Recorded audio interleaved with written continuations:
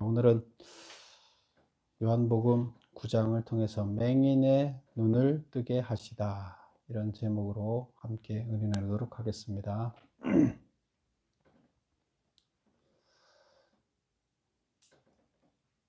우리는 어둠을, 깜깜한 어둠을 알고 있어요. 그러니까 어둠의 본질은 뭘까요? 어둠의 본질, 어둠을 뭐라고 표현하면 될까요? 어둠이 뭐냐? 그렇게 하면 뭐라고 대답할까요?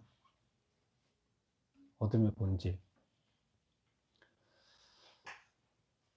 그것은 성경적으로 얘기하면 빛의 부재입니다. 그래서 성경적으로 어둠을 정의한다 그러면 빛의 부재, 빛이 없는 거예요. 빛이 없으면 어둠이 있고, 그럼 반대로 빛이 나타나면 어둠은 즉시로 사라져 버립니다. 그래서 어둠의 본질은 빛의 부재다.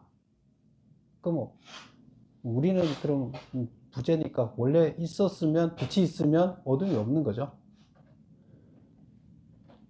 그래서 오늘 등장하는 이 이야기에 빛과 어둠에 관한 이야기가 나오는데, 바로 소경은 어떤 자예요?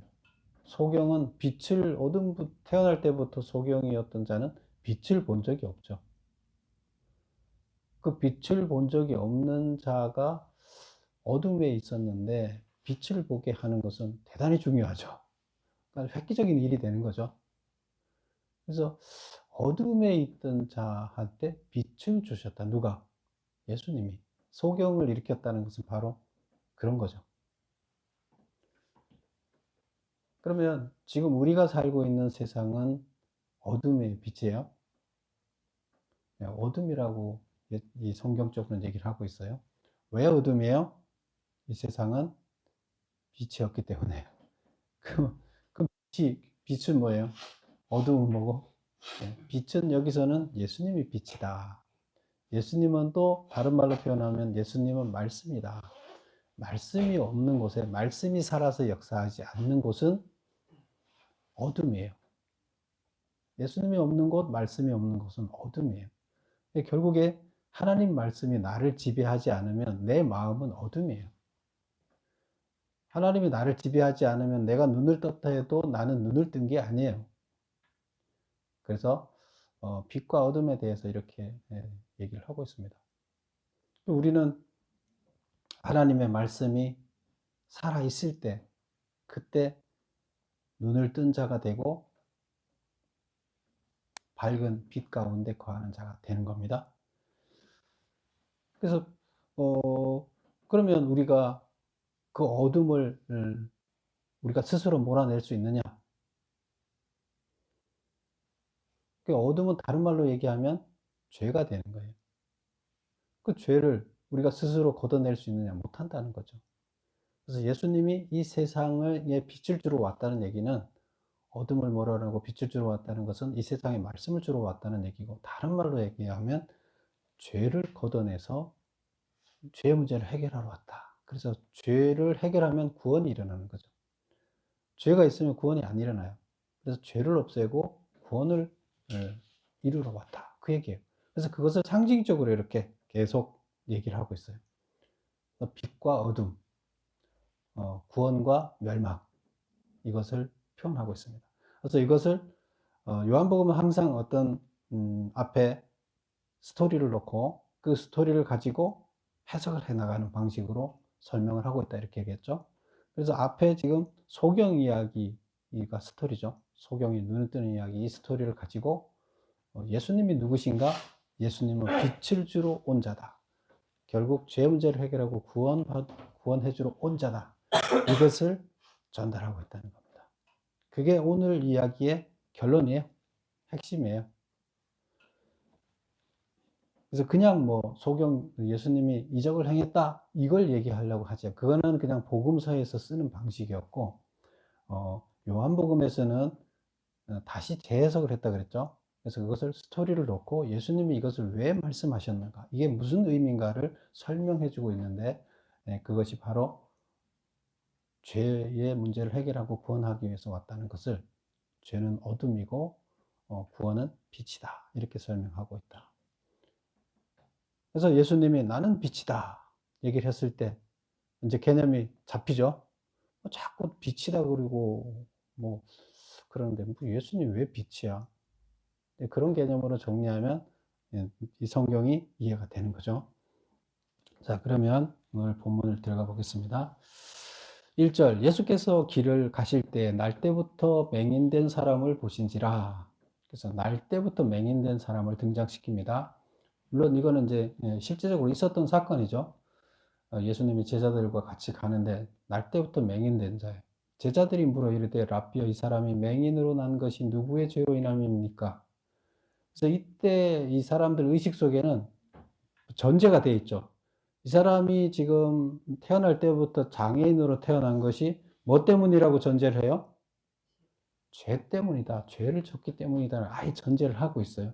근데 이게 누구의 죄 때문인가에 대해서 지금 예수님한테 질문하는 거예요. 죄 때문인 것은 유대교 진리에, 유대교 그 율법에 의하면 무조건 죄 때문에 장애로 태어났다. 이렇게 이제 생각을 하는 거고요. 그리고, 누구 죄 때문에 그러면 이렇게 태어났느냐? 여러분 어떻게 생각하세요? 태어날 때부터 장애되는 사람은 태어난 사람이 자기가 죄를 지을 수 있어요, 없어요? 자기 지을 수 없잖아요, 태어나는 사람이. 태어나서 장애가 됐다 그러면 자기 죄 때문이라고 할 수 있지만 태어나기 전부터 장애인이었으면 태어날 때부터 장애인이었으면 어떻게 해요? 이 사람 죄라고 볼 수 없으면 결국 부모가 나쁜 짓을 해서 죄를 져서 자식이 이렇게 태어났다. 이렇게 이제 사람들이 잠재의식 속에 생각을 하게 돼요. 이것은 뭐 때문에요?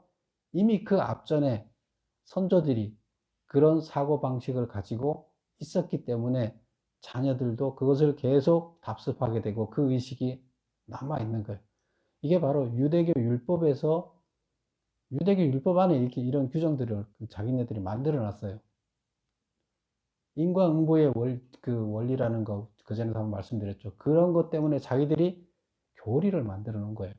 그래서 교리 안에 있기 때문에 그 교리가 이들을 지배하고 있는 거죠.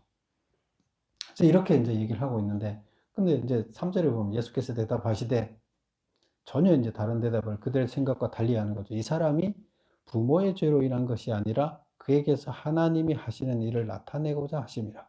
그래서 이 사람이나 그 부모의 죄로 인한 것이 아니다. 근데 이 사람들은 태어날 때부터 그랬으니까 분명히 이거는 부모의 죄 때문이다 하고 생각을 하고 지금 묻는 거예요. 그런데 예수님은 이 사람의 죄도 아니고 부모의 죄도 아니다. 이렇게 얘기를 합니다. 그럼 뭐냐? 뭐 때문에 이 사람이 장애자로 태어났느냐? 거기 보면 뭐라고 얘기했어요? 뭐라고 대답했어요? 맹인으로 난 것이 하나님이 하시는 일을 나타내고자 하심이라. 하나님이 하시는 일을 나타내고자 하심이라. 하나님이 하시는 일이 뭐예요? 하나님이 하시는 일을 나타내고자 하심이라. 하나님이 하시는 일이 뭐죠?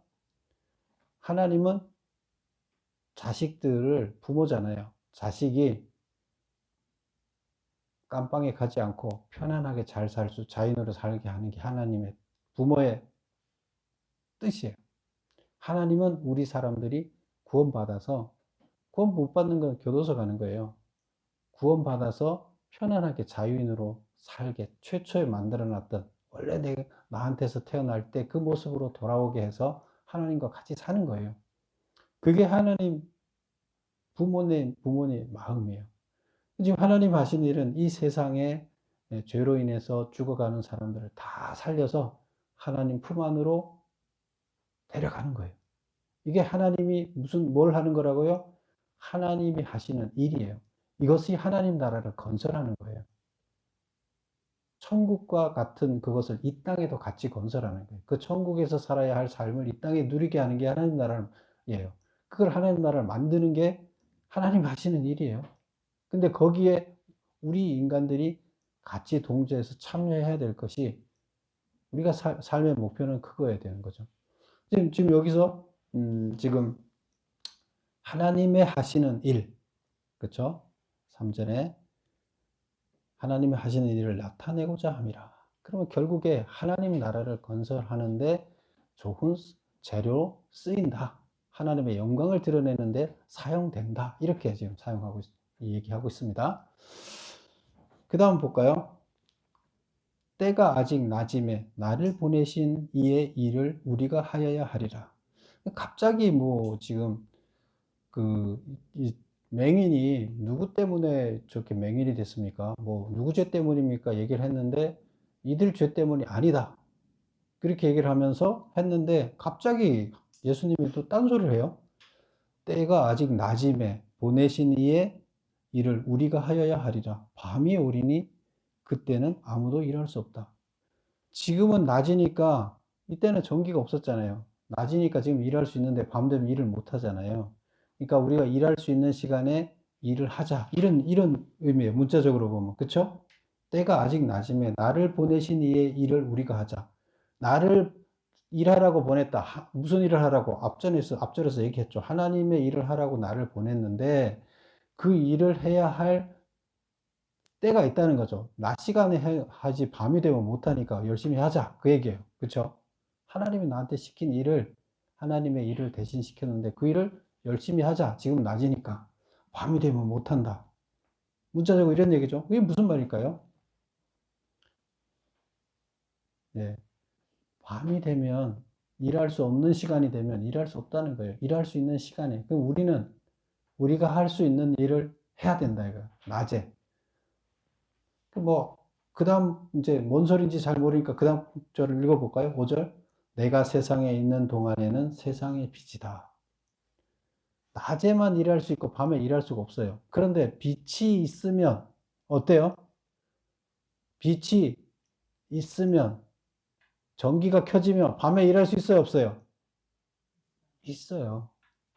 예수님이 내가 빛이라는 거예요. 예수님이 이 땅에 있는 동안은 낮이에요, 여기가.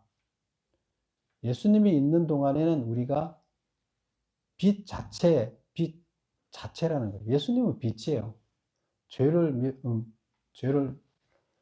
몰아내고 빛, 빛의 빛 자체가 어둠을 몰아내잖아요. 죄를 몰아내고 빛 자체예요, 예수님은. 그래서 빛 자체에 다 거할 수 있게 하는 게 예수님이에요. 죄를 다 밀어내고 빛으로 할 수 있는 게 나다. 내가 빛이다. 이 얘기를 처음에 제가 말씀드렸던 그런 이야기를 이 이야기를 통해서 하는 겁니다. 그래서 소경이 눈뜨는 이야기 이거와 다 연관이 되어 있는데 이게 함축적으로 얘기를 하다 보니까 이게 무슨 말인가가 요 문장만 딱 읽으면 이해가 잘 안 되죠. 그래서 이것은 바로 죄를 몰아내기 위해서 예수님이 오셨다. 결국 구원하기 위해서 어둠에 있는 자들을 빛으로 구원하기 위해서 왔다. 이제 이 얘기가 되겠습니다. 그리고 이제 6절에 보면 이 말씀을 하시고 땅에 침을 뱉어 진흙을 이겨 그의 눈에 바르고 이제 여기에 이제 사이에 이야기 전개를 스토리를 하다가 요 사이에 지금 빨간 글씨로 예수님이 얘기한 것은 좀 다른 얘기 같은데 그 의미가 들어가 있는 거고 그 다음에 다시 얘기로 돌아가는 거죠. 장애인 소경 이야기로 돌아가는 거죠. 그리고 땅에 침을 뱉어 진흙을 이겨 그의 눈에 바르고 그래서 왜 지금 내가 눈에 바르고 이 장애인을 실로암으로 보내는데 왜 했는가가 그 앞전에 설명이 되어 있는 거고요. 그한테 빛을 주기 위해서 그랬다는 거예요. 소경한테 빛을 주기 위해서, 구원해 주기 위해서 내가 그랬다. 이런 얘기를 하고 소경 이야기로 다시 돌아가서 어떻게 하느냐? 빛을 주기 위해서 진흙을 이겨서 눈에 바르고 7절에 보면 실로암 못에 가서 씻으라 하니 그래서 진흙을 잔뜩 발라서 실로암 못에 가서 씻고 와라 이렇게 그랬어요. 그래서 예루살렘에서 보면 지금 여기 실로암이라는 것은 그 예루살렘 성 안에 한쪽에 있어요. 그러면 실로암하고 예수님이 얘기한 하고 그 복음서에 보면 거리가 꽤 있어요. 그럼 한 몇 킬로 정도 거리가 돼요. 한 2킬로 정도 이렇게 거리가 되는데 이 거리를 진흙을 잔뜩 바르고 가면 사람들이 이때 그걸 보고 어떻게 보겠어요? 다 쳐다보고 집중하게 되겠죠. 그래서 이 봉사가 잘 보이지 않는 소경이 실로암을 물어서 찾아가면 요란을 떨고 가겠죠. 진흙을 바르고. 그럼 사람들이 다 보고 있을 거 아니에요. 저놈이 미쳤나? 저거 왜 저러지? 왜 실로암을 찾아가지? 저 눈으로 왜 그걸 찾아가? 눈에는 왜 저걸 붙인 거야? 하여튼 온 사람들이 다 궁금하게 만든 다음에 요란을 떨고 실로암에 가서 씻었어요. 씻고 다시 오라 그랬으니까 씻고 다시 왔어요. 눈이 떠지고 다시 지금 찾아서 오는데, 올 때 보니까 똑같은 놈이 멀쩡해 갖고 돌아오는 거예요. 그리고 막 헤매고 가던 놈이 당당하게 걸어서 오는 거예요. 사람들이 놀랐어요, 안 놀랐어요? 예, 엄청나게 사람들이 그거를, 그 광경을 보면서 놀라죠. 예수님이 행한 이 표적에 집중하게 만드는 거예요. 뭐, 흙을 왜 발라서 거기가 씻고 오라 하느냐? 표적, 예수님이 무슨 일을 하고 있는지를 사람들한테 많이 알리기 위해서 그렇게 하는 거죠. 그렇게 하고 이제 씻고 돌아오는 거죠. 근데 여기 보면, 가로하고 그 실로암을 얘기해 놨죠. 실로암을 번역하면 뭐라고요? 보냄을 받았다는 뜻이다. 뭘 보내요? 뭘 보냈다는 거예요? 보냈다는 의미는 하나님께서 일꾼을 보낼 때, 하나님의 일을 하기 위해서 누군가를 보낼 때 얘기하는 이 보냄이에요. 그러면 실로암이 뭘 보냄을 받아요? 실로암이 연못인데 보냄을 받았다는 게 무슨 뜻이에요? 예수님은 이 땅에 보냄을 받은 자죠. 무슨 일을 하기 위해서 보냄을 받은 자예요. 실로암이 보냄을 받았다는 의미를 갖고 있다는 것은 그 실로암이라는 말 자체가 보냄을 받았다는 뜻이에요. 그 얘기는 예수님이 거기 가서 씻으라 했다는 것은 예수님이 내가 누구냐? 내가 보냄을 받은 자다는 얘기를 강조하기 위해서 보냄을 받았다는 의미가 있는 못에 가서 씻으라고 한 거예요. 그러면 지금 백성들이 예수님이 누군지 잘 모르잖아요.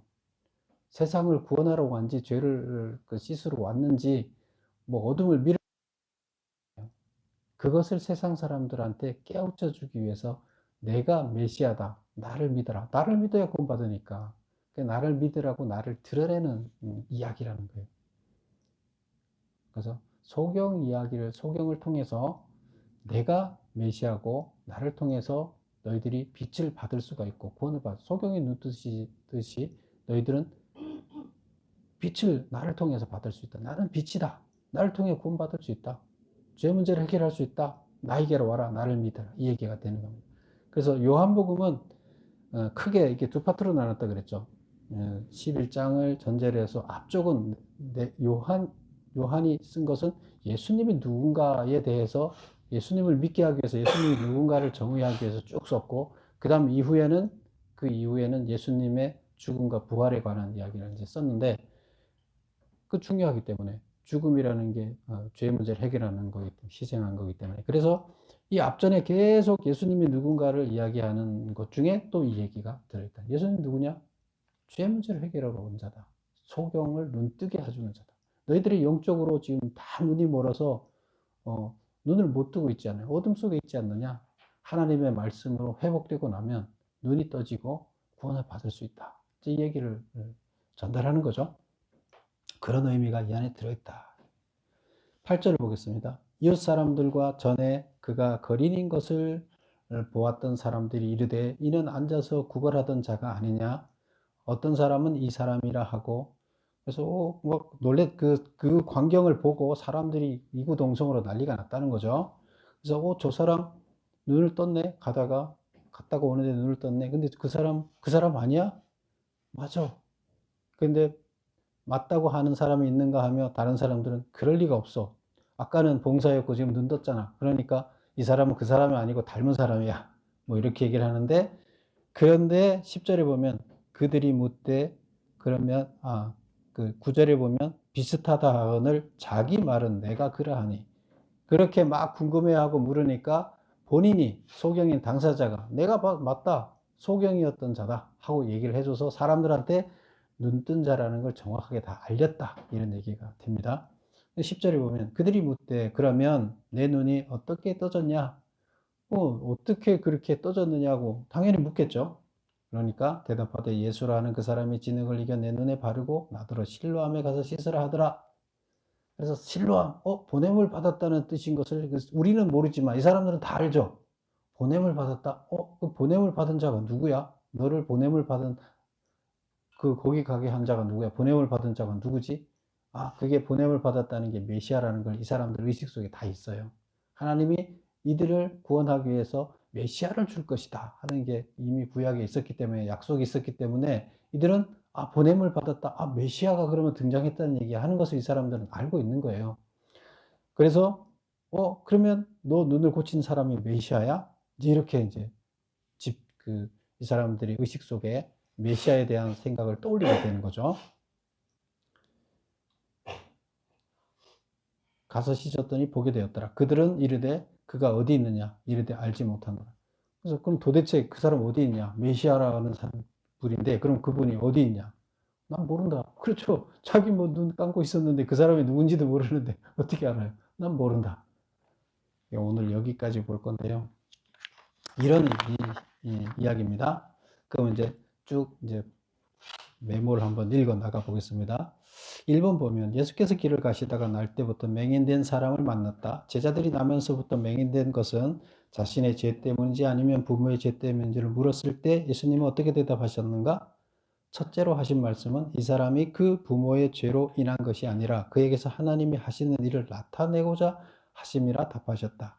하나님이 하시는 일이란 소경의 눈을 뜨게 하여 빛을 보게 하는 것, 즉 영적으로 눈이 먼 자를 영적으로 눈뜨게 하여 어둠의 세계에 있는 자를 빛의 세계로 인도하는 일, 다시 말하면 죄인된 인간을 구원하는 일이다. 그래서 하나님이 하시는 일이라는 것은 구원 일이에요. 자식을 구원하는 거예요. 근데 구원하는 일을 하시는 것이 하나님의 일이에요. 그래서 이 사람을 통해서 뭘 하려고 했다고요? 구원하는 일을 하려고 했다. 지금 예수님의 이 사건을 보고 이 사람의 이야기를 보고 사람들이 구원을 받는 일이 있었을까요? 없었을까요? 거기 지켜봤던 많은 사람들이 관심을 갖게끔 예수님이 유도했어요. 많은 사람들 중에는 구원의 자리로 이끌림을 받았다는 얘기가 됩니다. 그 다음 2번, 가로 2번. 두 번째 대답은 낮 동안 이 땅에 살아계시는 동안에 우리는 하나님의 일, 소경을 눈뜨게 하여 빛을 보게 하는 일을 해야 한다고 답하셨다. 그리고 예수님이 이 땅에 살아계시는 동안은 예수님의 세상의 빛, 세상을 눈뜨게 하는 자라고 하셨다. 그래서 세상이 다 소경이 돼 있어요. 그래서 죄를 계속 져요. 눈이 밝혀지면 구원받는 길을 알아서 하나님 말씀이 들어가게 되면 눈을 떠져서 물에 빠지지 않고 가는 길을 알게 되는데 깜깜한 소경이 깜깜하니까 물에 빠지는 건지 아닌지 모르고 계속 물에 빠져요. 물에 빠진다는 건 구원받지 못하는 길로, 엉뚱한 길로 가는 거예요. 눈이 떠지니까 바른 길로 가는 거죠. 그래서 예수님은 눈을 뜨게 하기 위해서 왔다. 우리가 할 일은 세상 사람들을 눈뜨게 하는 일이다. 그래서 올바른 길을 찾아서 구원의 길로 걸어가게 하는 것이다. 이 얘기가 되겠습니다. 2번 보겠습니다. 유대인의 인과응보의 교리에 의하면 어떤 재앙이 생기면 이는 죄지은 증거로 보았다. 그렇죠? 유대인의 인과응보라는 게 결국 여기서 인과응보라는 게 뭐죠? 원인과 결과. 그렇죠? 인과 원인이 있으면 결과가 있다는 뜻이에요. 그러면 거꾸로 이 사람들은 결과를 보고 원인을 판단하겠다는 얘기예요. 이게 이제 인과응보예요. 그럼 이 사람이 지금 장애자로 태어났으면 이 인과응보의 원리에 따라서 결과를 보고 그 원인을 알 수 있다는 거죠. 이놈은 죄인이네. 이 장애자로 태어났어. 죄 졌네. 죄인이네. 출세 못했어. 이놈은 죄인이네. 하나님 안 도와줬네. 뭔가 죄가 있으니까. 이놈은 가난하게 사네. 죄인이네. 결과만 중요한 거예요. 결과를 보고 원인을 판단하겠다는 거예요. 이게 잘못했어요? 옳아요? 하나님의 법에는 그렇지가 않아요. 하나님은 고난을 주고 환난을 주고 그 중에서 성장을 시켜요. 그런데 환난을 당하는 걸 보고 이 나쁜 놈이네, 죄 졌네, 지옥 갈 놈이네 이렇게 얘기를 하면 말이 돼요? 하나님의 법하고 전혀 다른 교리를 가지고 이스라엘 종교를 이끌어 나갔다는 거예요. 이스라엘 백성들을 다 망쳐놓은 거예요. 그래서 그들을 다 소경을 만들어 놓은 거예요. 이스라엘 종교라는 이름으로 이스라엘 백성을 다 지옥으로 가는 구원의 길로 가지 못하고 다른 길로, 지옥으로 가는 길로 가게끔 만드는 소경을 만들어 놓은 거예요. 어둠 속에서 길을 헤매는 거예요. 왜? 교리가 잘못됐기 때문에. 그 인과응보의 교리 때문에 이렇게 됐다는 거예요. 예수님의 제자들은 이 교리를 그대로 받아들여서 맹인은 죄의 대가로 태어난 것으로 보고 단지 누구의 죄인지를 묻고 있다. 그렇잖아요. 전제를 하고 있잖아요. 이 누구 죄 때문이죠? 이렇게 제자들도 그렇게 다 뭐 유대인 이스라엘 백성이니까 다 그렇게 생각하고 있었던 거죠. 예수님은 맹인으로 태어난 재앙을 어떻게 해석하는가? 하나님은 인간이 죄를 지을 때마다 재앙을 내리시는 속 좁은 분이 아니다. 그렇죠? 또 특별히 쓰시기 위해 맹인으로 태어나게 하시지도 않으신다.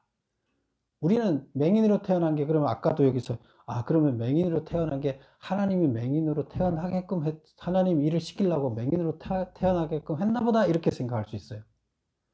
얼마나 불공평해요? 하나님이 그럼 처음부터 맹인을 계획해서 이놈을 쓰려고 맹인으로 아예 태어나게 했다고 이렇게 우리는 생각할 수 있죠. 그 다음 읽어볼까요? 특별히 쓰시기 위해서 맹인으로 태어나게 하시지도 않았다. 그럼 뭐냐? 죄의 지배를 받는 세상, 타락한 세상에 사는 사람들에게는 다양한 재앙이 발생하는데 하나님께서는 이를 반전의 기회가 되도록 도우신다. 하나님이 맹인으로 태어나게 한 것. 하나님은 다 온전한 자로 보내기를 원하셨고, 자식을 이상하게 만들어서 태어나게 하고 싶은 부모가 어디 있어요? 하나님이 그렇게 태어나게 한 것이 아니라 하나님은 맡겼어요, 우리한테. 부모가 안 좋은 걸 먹고 부모가 뭐가 문제가 있고 환경이 문제가 있고 이러다 보면 그건 자연의 법칙에 의해서 장애자가 태어날 수 있는 소지가 높아지잖아요. 근데 그것도 과학이지만 하나님께서는 그 법칙도 어기지 않아요. 그렇게 되면, 그런 일이 있으면 그렇게 장애자가 태어나는 게 맞아요. 하나님이 그렇게 장애자를 계획한 게 아니에요. 근데 이 다른 여건에 의해서 그렇게 장애자가 됐을 뿐이에요. 부모가 자식을 장애자로 계획하는 사람이 어디 있어요? 그런데 그러면 하나님께서는 그 장애자한테도 똑같은 기회를 주겠다는 거예요. 하나님 일을 할 수 있는 똑같은 기회. 그 장애로 인해서 장애가 없는 사람이 가졌던 기회 이상의 기회를 똑같이 부여해서 장애자로서 하나님의 일을 할 수 있는 기회를 주겠다는 얘기예요. 그래서 지금 이 지금 소경을 통해서 세상 사람들을 구원하는 기회를 줬고, 이 소경이 눈 뜨는 걸 통해서 세상 사람들이 많은 구원을 받았다면 장애자지만 하나님한테 큰 기여를 하는 거죠. 하나님의 일을 하는 거예요, 이 사람이. 그러니까 처음부터 하나님 일 시키려고 장애자를 만들어 놓은 게 아니라는 거죠. 근데 어떤 환경에 의해서 그렇게 태어났더라도 하나님은 공평하게 기회를 줘서 그들이 하나님의 일을 다 감당할 수 있는 기회를 주고, 그래야 나중에 하나님 나라에서도 그들을 공평하게 상을 줄 수 있을 거 아니에요. 그런 이야기입니다. 그래서 반전의 기회가 되도록 하신다. 이것은 똑같은 공평한 기회를 부여하신다. 그래서 지금 이는 공평한 기회를 부여받아서 장애자지만 이런 좋은 기회를 부여받았다. 이렇게 보면 되겠습니다. 따라서 맹인으로 태어난 것은 큰 불행이지만 그 불행 상태는 그 사람이 특별한 복을 받을 수 있는 기회라고 해석하고 있다. 예수님의 해석이에요. 이게 죄로 태어났느냐? 아니다. 하나님의 기준은 뭐예요? 우리를 다 결국 심판날에 판단하는 기준은 뭐예요? 네가 내 일에 얼마나, 하나님 일에 얼마나 네가 참여했느냐, 동참했느냐, 하나님 나라 건설에 얼마나 참여했느냐, 이게 하나님 판단 기준이잖아요. 상 주는 기준이잖아요. 그럼 그 기준이 맞게끔 다 똑같은 조건으로, 그러면 누구한테 돈 많이 주고 큰 일을 하라 그러고 이렇게 하지 않잖아요. 다 공평하게 나눠주고, 하나님 입장에서는 뭐 재능을 주든 돈을 주든 뭘 주든 기회를 주든 공평하게 나눠줬다는 얘기예요. 똑같다는 얘기예요. 3번, 예수님은 땅에 침을 뱉어 진흙을 개어 맹인의 눈에 바르고 이르시되 실로암 못에 가서 씻으라 하시니, 실로암은 번역하며 보냄을 받았다는 뜻이라 이에 가서 씻고 눈이 밝아져서 돌아갔다. 실로암은 예수님과 어떤 관련이 있는가? 실로암이 보냄을 받았다는 건데 그게 예수님하고 무슨 상관이 있느냐? 신뢰함은 보냄을 받았다는 의미를 가지고 있다. 예수님도 자신을 보내신 분이 하나님임을 누차 거쳐 말씀하셨는데 이 말은 예수님 자신도 하나님으로부터 보냄을 받은 자라는 뜻이다. 신뢰함이 눈을 뜨게 하듯이 보냄을 받은 자인 예수님이 맹인의 눈을 뜨게 하여 빛을 보게 할 것이라는 것을 상징적으로 드러내주고 있다. 이 사건을 통해 예수님이 하나님이 보낸 메시아임을 다시 한번 강조하고 있다. 그래서 보냄을 받은 자다 내가. 보냄을 받은 자라 하면 이스라엘 백성들은 마음속에 누구라고 생각한다고요? 메시아라고 생각한다는 거예요. 그래서 내가 메시아라는 것을 다시 한번 이 소경의 눈 뜨는 사건을 통해서 그 연못에 가게 했던 것이 내가 메시아라는 것을 드러내서 나를 믿게 하기 위한 거다. 예수님을 믿어야 구원받으니까.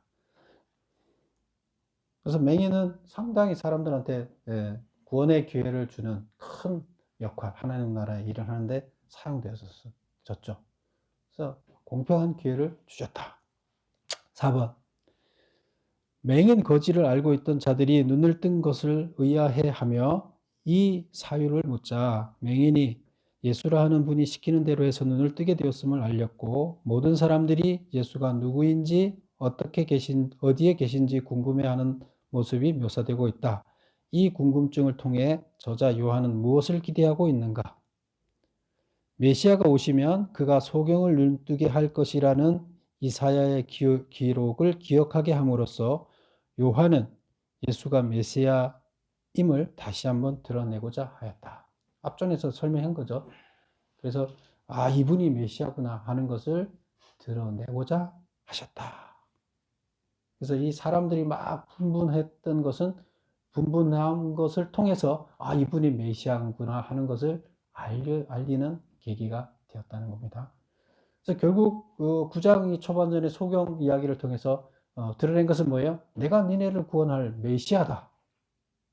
그게 신뢰함과 연결되면서 메시아다는 것을 강조하면서 백성들한테 자기를 믿으라. 메시아를 믿으라. 이야기를 하는 겁니다. 그래서 그냥 우리는 소경 사건을 복음서에서는 그냥 소경 하나님이 큰 이적을 행했구나. 병자를 고쳤구나. 그게 무슨 뜻인가가 설명이 안 돼 있었는데 지금 요한복음에서는 그게 이런 의미가 있었다고 설명을 해주고 있습니다. 그래서 우리도 모든 사람들이 우리한테 우리 모든 사람들을 세상 사람 보낼 때 하나님께서는 동등한 기회를 주셔요. 그리고 자기가 어떤 다른 요건에 의해서 이렇게 불행한 입장에 태어나더라도 하나님께서는 그 사람한테 동등하게 상을 받을 수 있는 기회를 부여해 주신다는 거예요. 장애자들 보면 훌륭한 사람들 많잖아요. 훌륭한 일을 감당하는 사람들 많잖아요. 하나님께서 동등한 기회를 주는 거예요. 다른 걸 없는 것만큼 또 하나님께서는 다른 기회를 얻을 수 있게끔 해서 하나님은 공평하신 하나님이에요. 1도 틀리지 않아요. 하나님은 산수를 잘 하시기 때문에 수학을 잘 하셔서 정확하세요. 그래서 이 장애자도 바로 하나님 일에 이렇게 기여했다. 그럼 우리도 마찬가지예요. 우리가 하나님 일에 기여해야죠. 멀쩡한 사람은 멀쩡한 사람대로 하나님 일을 위해서 태어난 거예요. 그 일을 감당해야 되겠습니다. 무슨 일? 세상의 어둠을 밀어내고 세상을 빛을 비추는 일. 예수님이 하시던 일을 우리가 해야 돼요. 그게 뭐예요? 세상 사람들이 죄를 안 짓게 하고 구원받게 하는 건데 그것이 나의 삶의 현장에서 내가 빛이 돼서 그 일을 할 때 그게 하나님한테 상 받을 일이 되는 거죠. 다 여러분 상 받는 여러분이 되시기를 바랍니다. 기도하겠습니다.